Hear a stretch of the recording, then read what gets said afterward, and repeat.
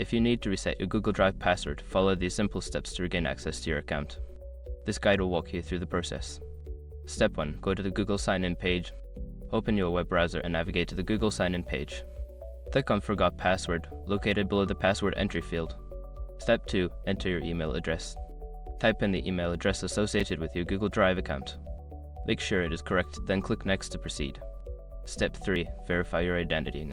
Google will prompt you to verify your identity. This may involve receiving a verification code via email or SMS, or answering security questions. Follow the instructions provided. Step 4. Create a new password. Once your identity is verified, you will be prompted to create a new password. Choose a strong password that you haven't used before, then confirm it by entering it again. Step 5. Sign in with your new password. After successfully resetting your password, return to the Google Sign-In page.